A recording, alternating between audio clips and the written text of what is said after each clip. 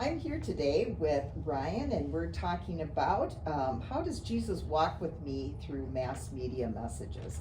So, Ryan, as we begin our questioning today, at your age, I'm assuming that you are pretty much involved with a lot of media. So, how much do you think mass media affects you each day? And what do you take in? What sources?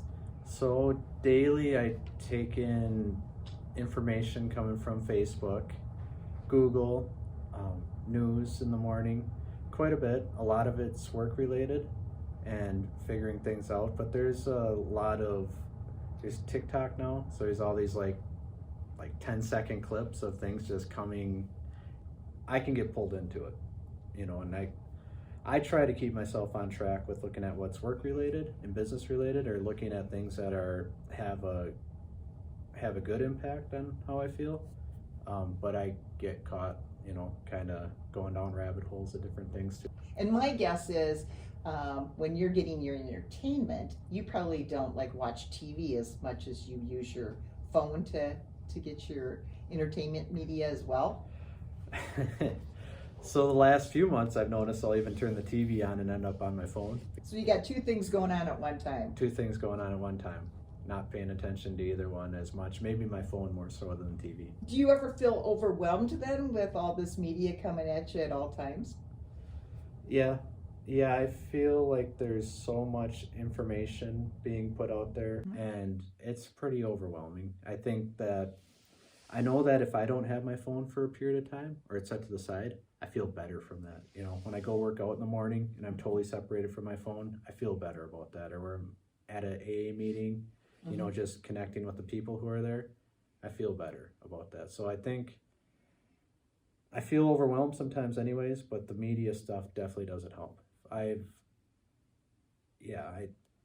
So I'm working on it actually, like how much digital media I'm consuming. And the second week I was on TikTok, I was on there for 30 hours. That's what it had me logged in for. I thought, wow, this is scary and crazy. And that part of work slowed down for me, so I could have that time to do it, but I was just getting lost, and I felt physically unwell from that. So I'm looking at it, how much I'm spending on there for, entertainment, or kind of like mindless, just So tell me, were you shocked by that 30 hours? Did you realize that you had spent that much amount of time on TikTok? I was shocked. I was scared too, because I didn't realize that it was that amount of time. So now I have a little alert. If there's 30 minutes being spent, it'll let me know that I've been on there for 30 minutes. And what's happened the last couple of weeks, I haven't been going on TikTok. Not that it's bad in and of itself, right? No, But what you're saying is if it affects your mood or your discernment of other things, that's when it gets to be a little bit overwhelming for you. Yeah. Is that correct? Yeah. So I was going on there, I was sharing recovery videos. There's a strong representation of people in recovery. There's a strong representation of people who are spiritual. So I made an agreement with myself. It was on there posting videos or sharing videos or commenting on things like that. Then that would be a good use of the technology. If I'm not, then where I'm at, and that's when I start to feel a little disconnected. And it worked for a while, and then I found that I was sharing less of those things and just getting pulled in the other directions and really distracted. Now work's picked up again, so it's seductive. I think the media, it really does, just like you said, it pulls us in, and we're not always aware. When you look at the amount of things that come across, because things just pop up, right? And a lot of those things are, some of them at least, are very difficult to handle. Some of them are, stressful work-related things in the world. Some of them are just the violence that's happening, just all of that, things that kind of pop on the news feeds and things. How do you handle that? I mean, do you look at those, or do you just pass those by? I think personally, I handle it well. I get irritated by things that are overly political and what I think are kind of manipulative and divisive. Yeah, I think it's got good use too. I think it depends on what's being done with it and what's someone's trying to accomplish with it. I think I do pretty well at discerning and just kind of being upset by it and then moving on from it, not trying to get overwhelmed with feeling like, oh my gosh, you know. You had said that when you first started TikTok that you were doing a lot of things that were spiritually connected. So can you speak to how you use media to maybe enhance your faith, or how that works for you? Found out that there's a pretty good size recovery group there.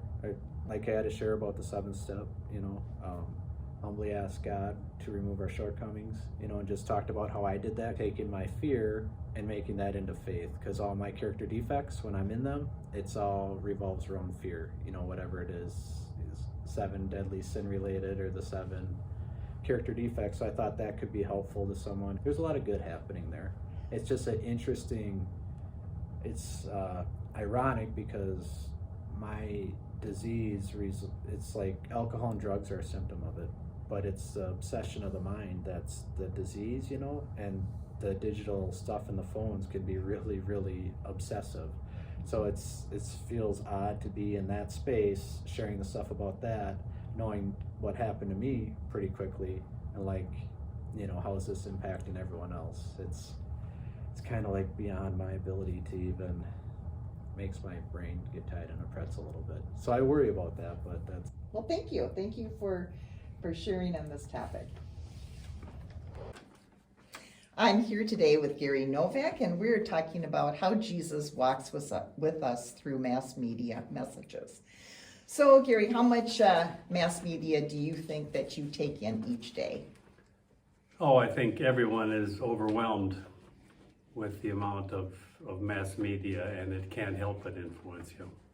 So do you think how much do you take in? Do you watch the news? Do you listen to the radio? Read the newspaper? I do all those things very regularly. I get up reading the newspaper and radio. When I'm in my car, the radio is always on.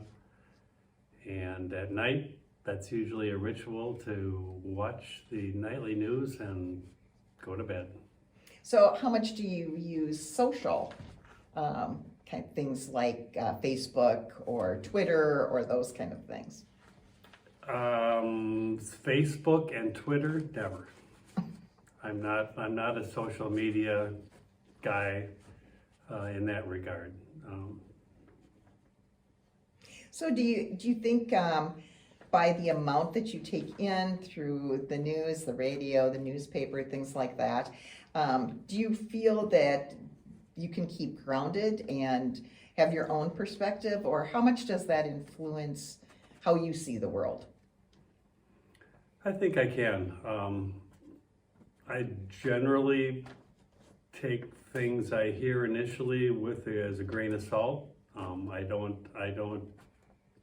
believe everything right when I hear it. I don't form an opinion right away. I tend to process over time. So how is God in part of that process? How does God influence how you shape your opinions? Well, actually, I think God influences through my looking at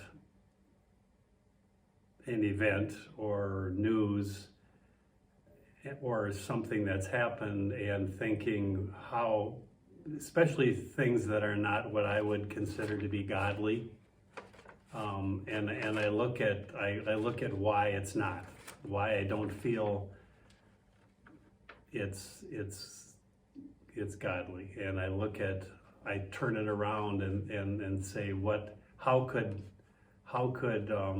a person of faith, or how could God have influenced it differently?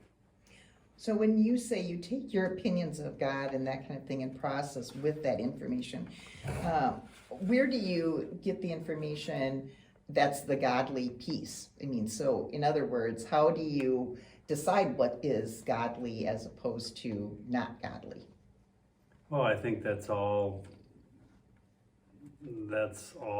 based on family, faithful family, faithful friends, just the morals that you grew up with, I think, and that all basically comes back to what you learn, what we learned in Sunday school, and what we learned in, through worship and through church as we've grown up. Thank you.